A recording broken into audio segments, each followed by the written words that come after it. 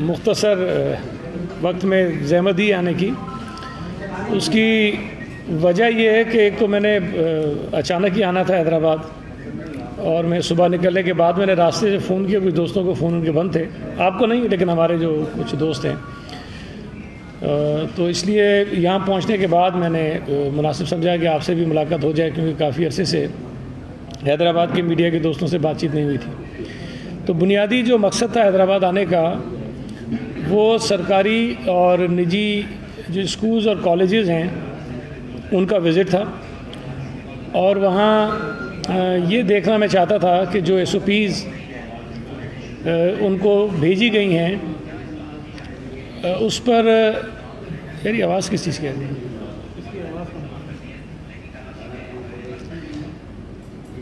تو جو S O Ps schools اور کالجز کے متعلق بنائی گئی ہیں ان پر کس قدر عمل درآمد ہو رہا ہے۔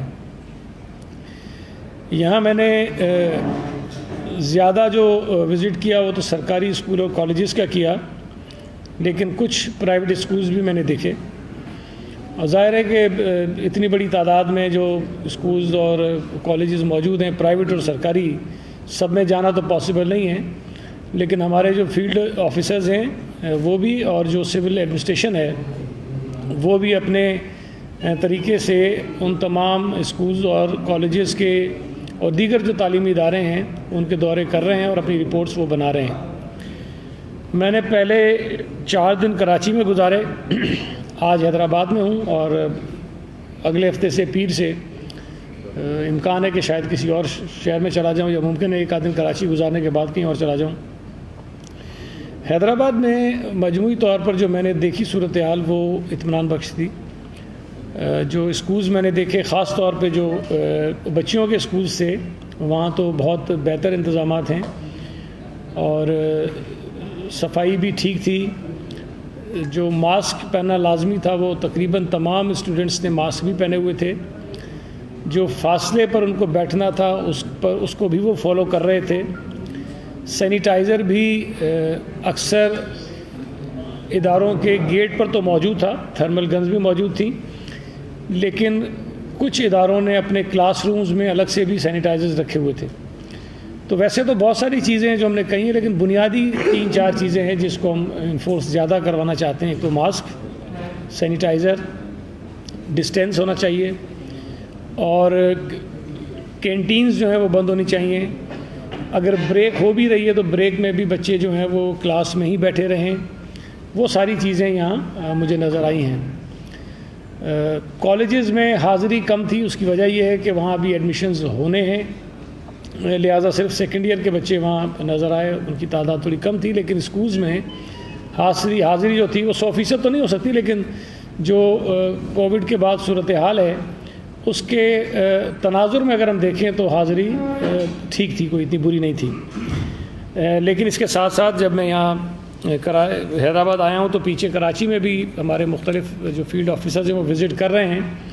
تو یہ میں آپ کو بتا دوں کہ کراچی میں آج 4 مزید تعلیمی ادارے ہم نے سیل کیے ہیں، اور سبب یہی تھا کہ وہاں جو کم عمر بچے ہیں، چھوٹی کلاسز کے بچے ہیں، جن کی کلاسز کو کھولنے کی بھی اجازت نہیں ہے۔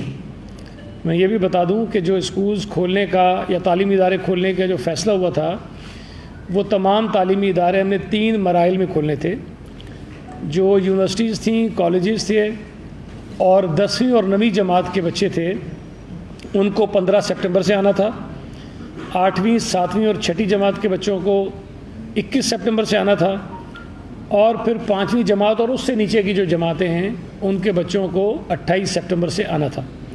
اور یہ آپ نے کل دیکھا ہوگا کہ سندھ حکومت نے جو دوسرا مرحلہ تھا جو 21 سپٹمبر سے شروع ہو رہا تھا اس کو ہم نے 1 ہفتے کے لیے مؤخر کر کے 28 سپٹمبر تک ہم اس کو لے کر گئے ہیں۔ اور اس کی وجہ بھی یہ ہے کہ جو ہم رپورٹس لے رہے ہیں فیلڈ سے، اس میں جو ایس او پیز پر عمل درآمد ہے وہ ہمارے اطمینان کے مطابق نہیں ہے۔ کئی جگہوں پر بہت اچھا ہے، کئی جگہوں پر بہت برا ہے، اور کئی جگہوں پر ٹھیک ہے، ہم کہہ سکتے ہیں کہ وہ اچھا ہے لیکن اس کو مزید ہم بہتر کر سکتے ہیں۔ جو 1 ہفتہ ہم نے مزید آگے بڑھایا اس کی وجہ صرف یہ ہے جو پہلے میں آپ کو بتا دوں کہ یہ مرحلہ وار کھولنے کا فیصلہ ہوا کیوں تھا. اس کی وجہ یہ تھی کہ چونکہ ہماری زندگیوں میں تو یہ پہلی مرتبہ ہو رہا ہے، شاید آپ کی زندگیوں میں بھی، اور کسی نے سوچا بھی نہیں ہوگا کہ ہمارے تعلیمی ادارے کھلیں گے اور اس حالات میں کھلیں گے کہ ہمیں بچوں کو فیزز میں بلانا پڑے گا، ان کو فاصلے پر بٹھانا پڑے گا، ان کو ماسک پہنانے پڑیں گے، سینیٹائزر مستقل استعمال کریں گے. تو بہت سارے انتظامات ہم نے کیے جو عام طور پہ عام دنوں میں عام حالات میں ہم اسکولوں کے لیے سوچ بھی نہیں سکتے تھے.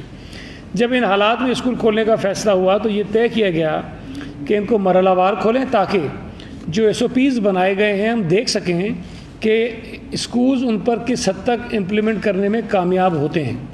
تو پہلے مرحلے میں بہت کم تعداد بچوں کی اسکولز بھیجی گئی تاکہ ہم اس امپلیمنٹیشن کو دیکھ سکیں. اور یہ جو میرے بھی مستقل دورے ہیں یا جو ہمارے دیگر جو عملہ ہے، جو فیلڈ اسٹاف ہے، وہ جو وزٹ کر رہا ہے، اس کا مقصد بھی یہ ہے کہ ہم دیکھ سکیں کہ وہ جو کم تعداد میں بچے اسکول آ رہے ہیں کیا ان کے اوپر SOPs کا نفاذ ہو رہا ہے کہ نہیں ہو رہا ہے.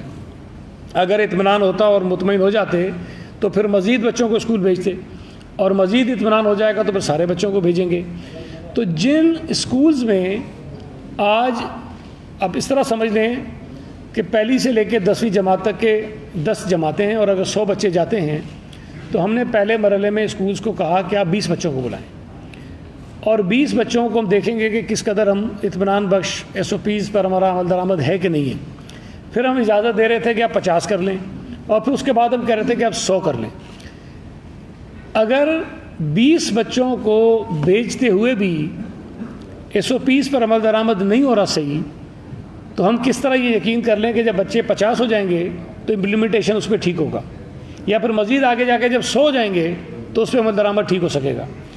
تو خدشہ یہی تھا کہ آج اس وقت جب میں آپ سے بات کر رہا ہوں تو صرف اسکولوں میں تو 9ویں اور 10ویں جماعت کے بچے جا رہے ہیں. اگر ان پر بھی امپلیمنٹ نہیں ہو پا رہے ہیں SOPs، تو کل جب ہم 8ویں 7ویں اور 6ٹھی جماعت کے بچے بھیجیں گے، جب تعداد بڑھ جائے گی تو وہ کس طرح سے اس پہ نافذ کریں گے. پھر جب 28 کو ہم ساری جماعتیں بھیجنا شروع کر دیں گے، پرائمری تک بھی اور پرائمری سے نیچے بھی، تو وہ کیسے پھر نافذ ہوں گی. تو اس لیے ہم نے یہ مناسب سمجھا کہ ایک ہفتہ مزید ہم اس بات کو یقینی بنائیں کہ جو SOPs بنائی گئی ہیں اس کا نفاذ ہم کس طرح مزید بہتر کر سکتے ہیں. اس لیے ایک ہفتے مزید اس میں ٹائم رکھا گیا ہے. تو کچھ تھوڑا سا میں سن رہا تھا کہ فیڈرل جو ہمارے منسٹر تھے وہ تھوڑا سا اس پہ شاید ناخوش تھے کہ جی شاید ہمیں بتا دینا چاہیے تھا. تو میں نے پریس کانفرنس میں کل بھی کہا تھا کہ میں ان سے رابطہ کروں گا، اور میں نے پریس کانفرنس کے بعد ان سے رابطہ کیا، اور انہوں نے جو میں نے دیکھا کہ میڈیا پہ یہ کہا کہ 22 تاریخ کو NCOC کی میٹنگ ہونی ہے، اس میں ہم اس کو ریویو کریں گے. اب اگر 22 کو ہم نے ریویو کرنا ہے تو 21 کا فیصلہ تو نافذ ہو جانا تھا.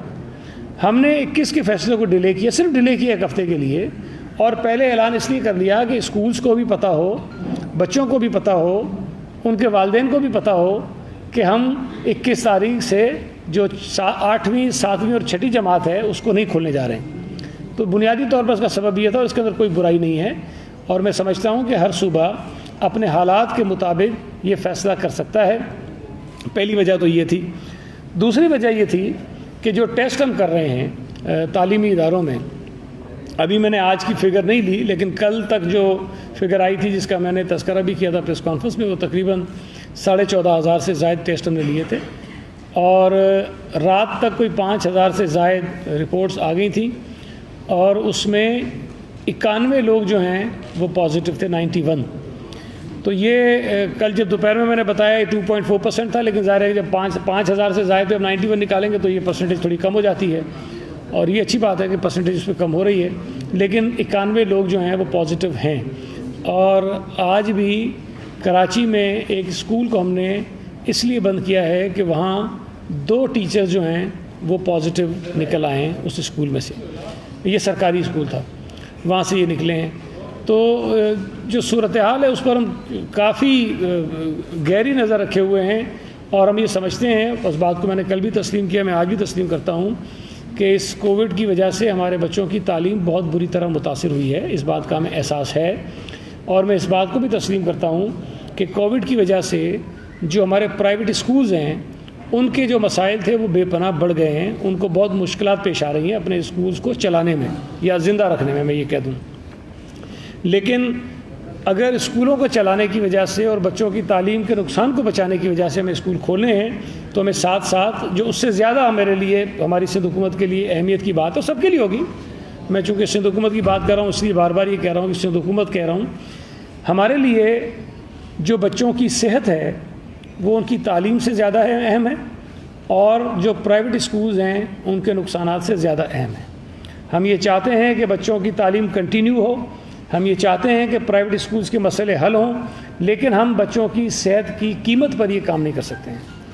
تو لہٰذا اللہ کا شکر ہے اس وقت تو جو کووڈ کی صورتحال ملک بھر میں ہے وہ اطمینان بخش ہے ضرور, لیکن اس کا مطلب یہ نہیں ہے کہ ہم SOPs پر عمل درآمد کیے بغیر اور اس بات کو یقینی بنائے بغیر کہ ہمارے بچے جب اسکولوں میں جائیں گے تو وہ کووڈ سے بچنے کے جو انتظامات ہیں وہ اطمینان بخش ہیں. لہٰذا یہ کچھ چیزیں کی گئی ہیں جس پر کچھ ناراضگی کا بھی اظہار ہوا ہے, کچھ لوگوں نے اس کو برا بھی منایا ہے, لیکن ہمیں اپنے بچوں کی صحت جو ہے وہ سب سے زیادہ عزیز ہے.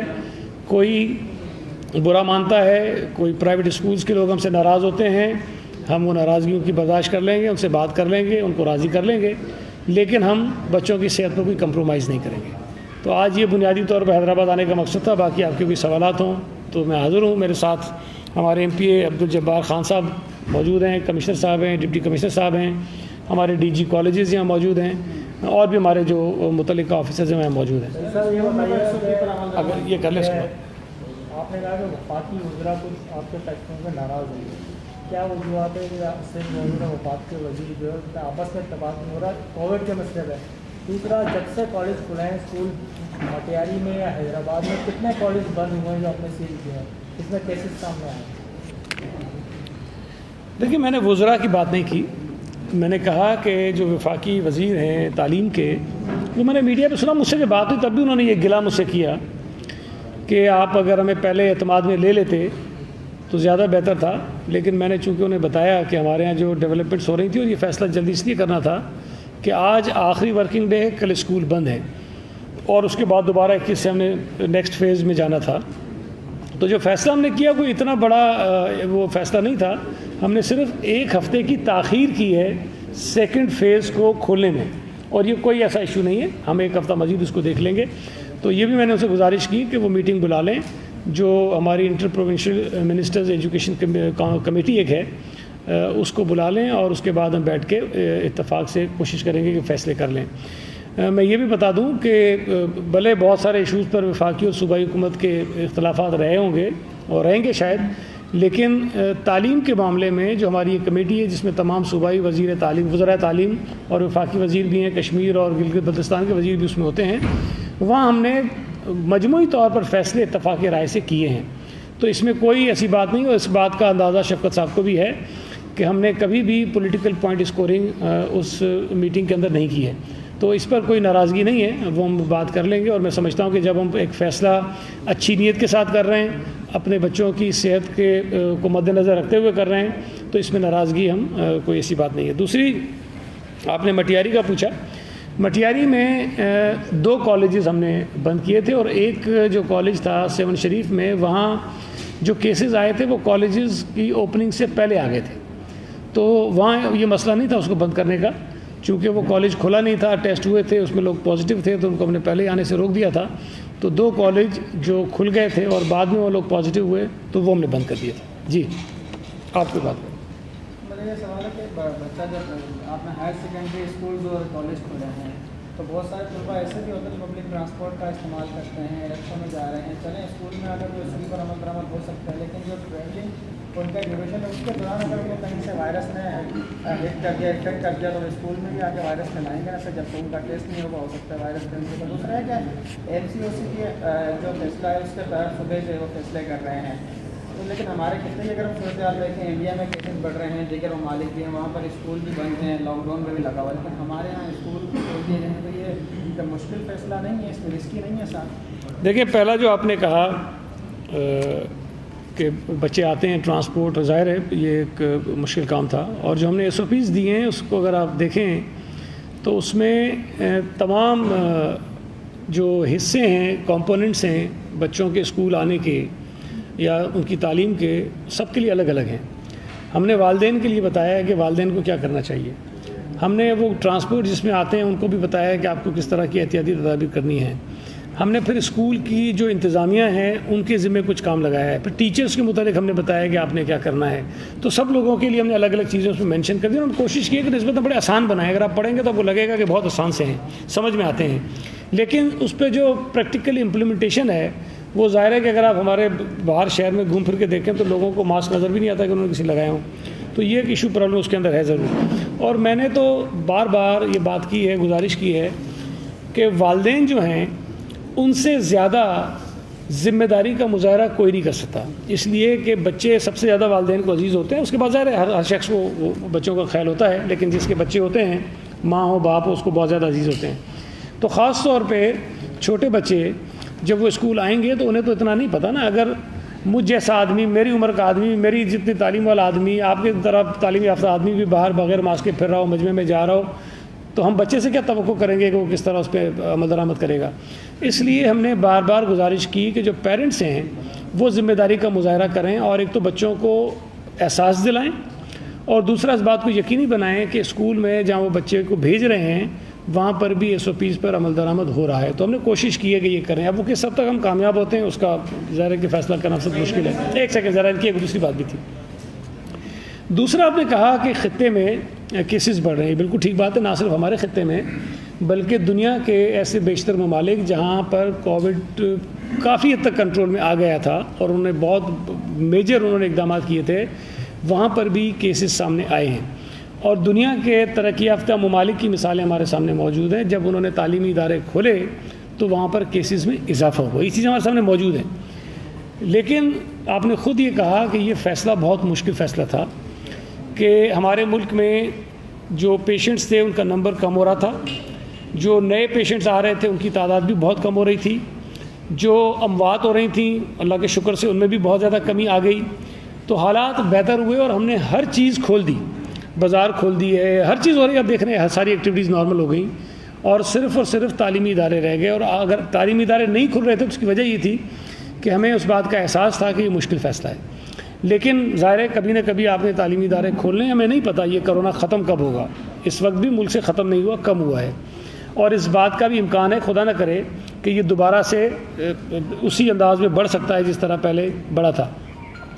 لیکن تعلیمی ادارے کھولنے کا فیصلہ بھی جب کیا تو بہت ساری احتیاطی تدابیر رکھی ہم نے, اور اسی لیے ہم نے بار بار شاید جتنا امفیسائز ہم نے تعلیمی اداروں کے SOPs پر کیا ہے شاید کسی اور پر نہیں کیا. جتنا بار بار لوگوں کو کہہ رہے ہیں کہ آپ احتیاط کریں, میں شاید کسی اور کو نہیں کہا, اس لیے کہ باقی لوگ عاقل و بالغ ہیں, سمجھدار ہیں, یہاں بچے ہیں اور بچوں کو سمجھانا ذرا مشکل ہے. تو ہم نے کوشش کی ہے, لیکن خدا نہ خواستہ اگر کیسز بڑھتے ہیں تو ضروری نہیں ہے کہ جو فیصلہ ہم نے کر لیا ہم اسی پہ رہیں. ہم فیصلے کو ریوزٹ کر سکتے ہیں, تبدیل کر سکتے ہیں, اور یہ بھی ممکن ہے کہ اگر کیسز بہت زیادہ بڑھیں تو ہو سکتا ہے کہ جو بزنسز کھل گئے ہیں, جو کام لوگ کر رہے ہیں, ان سب پہ پابندی لگنا شروع ہو جائے. اللہ نہ کرے ایسی صورتحال ہو, لیکن اس بات کا امکان ہے. اگر صورتحال خراب ہوتی ہے تو حکومت کو پھر وہ سخت فیصلے کرنے پڑ سکتے ہیں.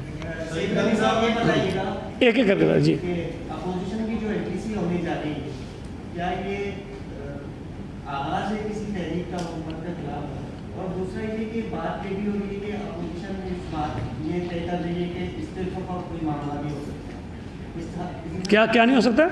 استعفے, اس میں کس حد تک سچائی؟ دیکھیں ابھی تک فیصلہ تو کوئی بھی نہیں ہے نا. فیصلہ کرنے کے لیے ہی پارٹیز کانفرنس بلائی جا رہی ہے, اور خوشائن بات اس میں ہے, اس میں یہ ہے کہ تمام بڑی اپوزیشن کی سیاسی جماعتیں اس میں شامل ہو رہی ہیں اور ان کی لیڈرشپ اس میں شامل ہو رہی ہے, شرکت کر رہی ہے. تو امید تو اس بات کی ہے کہ کوئی اچھی ڈسکشن کے بعد, مشاورت کے بعد وہاں ایسے فیصلے سامنے آئیں گے جس کی وجہ سے اس حکومت سے جو عوام دشمن بھی ہے, جس کی وجہ سے مہنگائی بہت بڑی ہے, جس کی وجہ سے بجلی گیس کا بحران ہے. آپ کو اندازہ ہے کہ گیس اس وقت کتنے سنگین کرائسس ہیں, خاص طور پر صوبہ سندھ میں جو سب سے زیادہ گیس پیدا کرتا ہے, لیکن اس کے باوجود بھی گیس نہیں ہے. بجلی کا کیا عذاب ہے آپ اندازہ لگا سکتے ہیں. اس وقت آج میں نے جتنے کالج اور اسکول وزٹ کیے, کسی ایک میں بجلی نہیں تھی اس وقت جب میں گیا ہوں, کسی ایک میں بھی نہیں تھی. ایک جگہ چل رہا تھا, وہاں جنریٹر تھا, وہ سولر کا سسٹم لگا ہوا تھا, ورنہ کہیں بھی نہیں تھی. تو ان حالات میں جب لوگ زندگی گزار رہے ہیں, اور یہ پورے ملک کا حال ہے, تو میں یہ سمجھتا ہوں کہ اس حکومت نے جو ناکامی کے جھنڈے گاڑے ہیں, ان کی ناکامی کی وجہ سے, نااہلی کی وجہ سے ہمارے ملک کی 22 کروڑ عوام مصیبت میں ہے، ہمارے جو فارن پالیسی ہے وہ ناکام ہو رہی ہے، ہمارے جو اچھے ممالک تھے جن سے اچھے تعلقات تھے ان سے تعلقات خراب ہوتے جا رہے ہیں، ہمارے ملک میں اندرونی طور پر جو صورتحال پیدا ہو رہی ہے، میڈیا کے اوپر جس قسم کی پابندیاں لگائی جا رہی ہیں، اعلیٰ عدلیہ کے خلاف جس قسم کی سازشیں ہو رہی ہیں، وہ سب آپ کے سامنے ہیں۔ یہ تو کبھی سخت ترین ماشاء اللہ کے دور میں بھی نہیں ہوا جو اس حکومت میں ہو رہا ہے۔ تو میں یہ سمجھتا ہوں کہ اس حکومت کے خلاف ایک بھرپور عوامی مہم اور جد و جہد کا وقت جو ہے وہ قریب ہے اور وہ چلنی چاہیے۔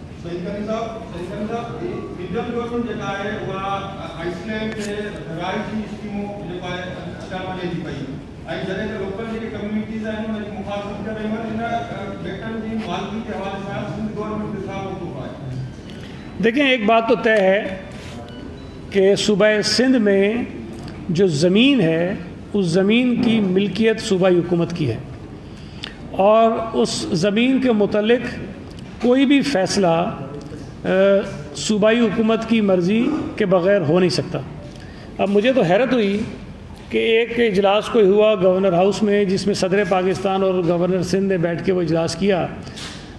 دونوں قابل احترام عہدوں پر فائز افراد ہیں، لیکن پاکستان کے آئین کے مطابق ان کے پاس کوئی آئینی اختیار نہیں ہے اور کوئی انتظامی اختیار ان کے پاس نہیں ہے، اور کوئی انتظامی فیصلہ وہ نہیں کر سکتے ہیں۔ لہٰذا اگر وہ بیٹھ رہے ہیں ڈسکس کر رہے ہیں تو بھلے اپنے دل کو تسلی دے دیں، لیکن فیصلے کرنے کا اختیار ان کے پاس نہیں ہے۔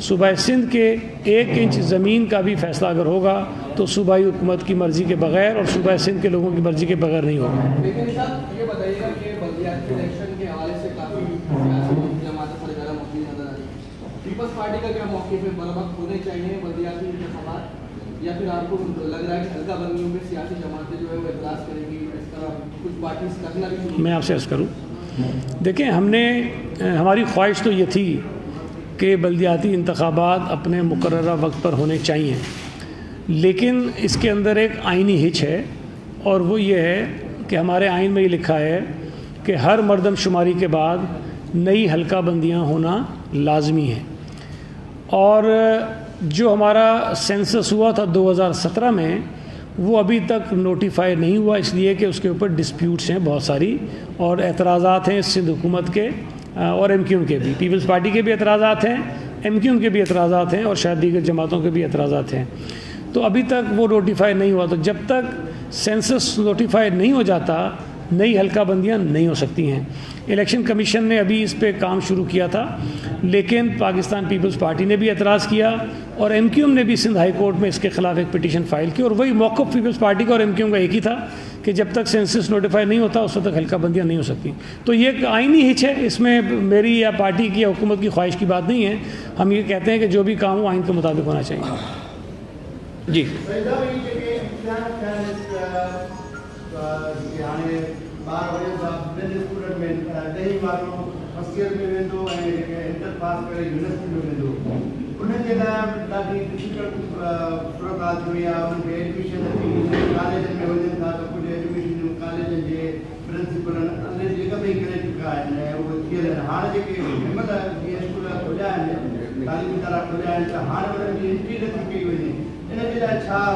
نہیں دیکھیں، یہ تو پاسبل نہیں ہے اس طرح ہو۔